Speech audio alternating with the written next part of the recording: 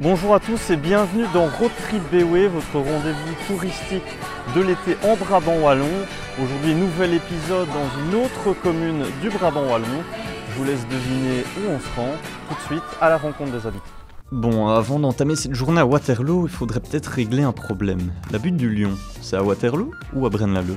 Alors la butte, réellement, elle est sur le territoire de Braine-l'Alleud. Maintenant, c'est juste en face, parce que de l'autre côté de la rue, c'est Waterloo.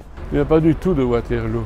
Il est entièrement sur Braine-l'Alleud. Ça a fait la rage de notre bourgmestre pendant des semaines et des semaines, parce qu'un guide bien connu avait oublié de préciser que le fameux Lion était à Braine-l'Alleud. C'est le 2. Mais Waterloo est très concerné dans la butte de Waterloo. Il faut aussi partager un peu. Bon, puisque les Waterlootois semblent d'humeur à partager, que pensent-ils de leur commune? La richesse, d'abord, c'est le champ de bataille, et c'est la mémoire du champ de bataille. Maintenant, c'est aussi une ville avec beaucoup d'habitants, très paisible, beaucoup de verdure. On voit ça du ciel, c'est impressionnant de voir le nombre de verdure qu'il y a. Accueillante, agréable, sympathique. Il y a des petits piétonniers là, avec des restaurants qui sont abordables et on n'est pas trop mal servi. Il fait bon vivre, vous savez, à Waterloo. Consacrer du temps à aller voir le superbe Lion et le musée. Décidément, on nous parle encore de cette fameuse butte du Lion, on va quand même aller y faire un petit tour. Je vais pas vous mentir, 226 marches, ça essouffle pas mal, hein. Si, je les ai comptées, je vous assure.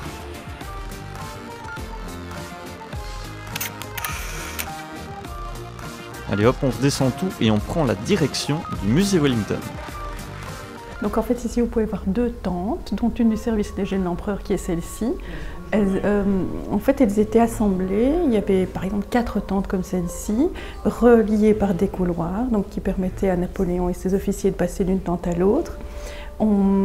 C'était des appartements, donc il y en avait une qui servait de chambre, l'autre de bureau, donc voilà, tout avait vraiment sa fonction. Ah, il n'y a pas à dire, c'était le grand luxe pour l'empereur. Je me demande si c'était aussi le cas des soldats.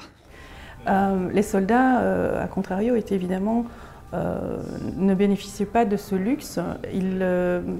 Au départ, ils avaient des tentes, mais de nouveau, pour avancer plus vite, etc., on a laissé tomber les tentes et ils devaient se loger comme ils pouvaient, donc soit chez l'habitant, soit à l'abri du vent, ou vraiment de façon, ils devaient se débrouiller. Et alors l'expo est visible jusque quand? Alors l'expo est visible jusqu'au 1er septembre, tous les jours de 9h30 à 18h. Road Trip BOE touche déjà à sa fin.